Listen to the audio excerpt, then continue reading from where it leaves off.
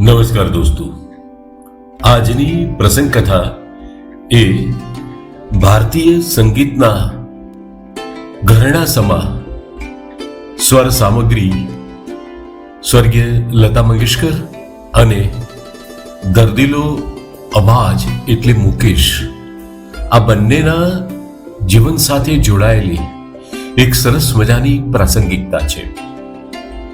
મોટા ભાગે લતા દીદી એ મુકેશજીને મોટા ભાઈ તરીકે સંબોધતા હતા અને એમના સંબંધો પણ એટલા જ પવિત્ર હતા. દોસ્તો, જ્યારે સંબંધોની અંદર સ્ટેટસ ગૌણ બની જાય છે ત્યારે સંબંધોની પવિત્રતા અને ચિરકાલીનતા વધતી હોય છે અને એનું આભિજાત્ય, એનો આદર હંમેશા જળવાતો રહે છે.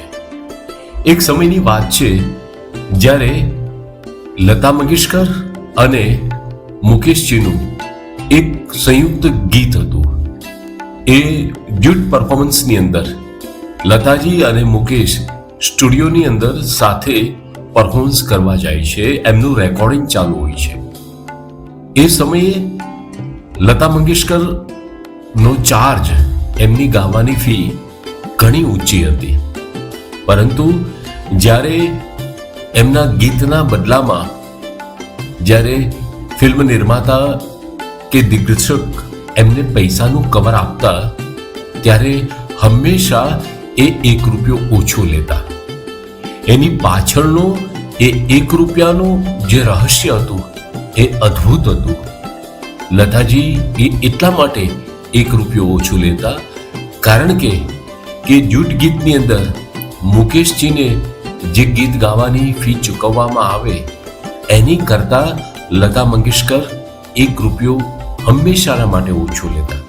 એવું જ નહીં, એમને ચેક આપવામાં આવે તો પણ એ બાબતનું ધ્યાન રાખતા કે મુકેશજી કરતા એમની ફી વધારે ન થવી જોઈએ. આની પાછળનું કારણ ફક્ત સંગીતના કૌશલ્ય નહોતા, પરંતુ મુકેશજીને પોતાના મોટા ભાઈ તરીકે એને દરજ્જો આપ્યો હતો અને સ્ટેટસ કરતા સંબંધોનો દરજ્જો હંમેશા મુઠ્ઠી ઊંચેરો હોય છે. અને લતાજીએ જીવનની પ્રત્યેક પળની અંદર, આવા દરેક પ્રસંગોની અંદર એમને એ દરજ્જો હંમેશા માટે મુકેશજીને આપ્યો અને હંમેશા માટે એણે ₹1 ઓછો લીધો. દોસ્તો, આ સંબંધોનું ગૌરવ છે, આ સંબંધોનું એક આભિજાત્ય છે જ્યાં સ્ટેટસ અને એક લાઇમલાઇટ છે એ હંમેશા માટે ગૌણ બનતી હોય છે, પરંતુ જ્યાં એક પવિત્ર સંબંધ છે એનું પ્રાધાન્ય, એનું વર્ચસ્વ જિંદગીભર રહેતું હોય છે. અને આજે પણ સંગીત જગતની અંદર આ કથા પ્રચલિત છે. ધન્યવાદ.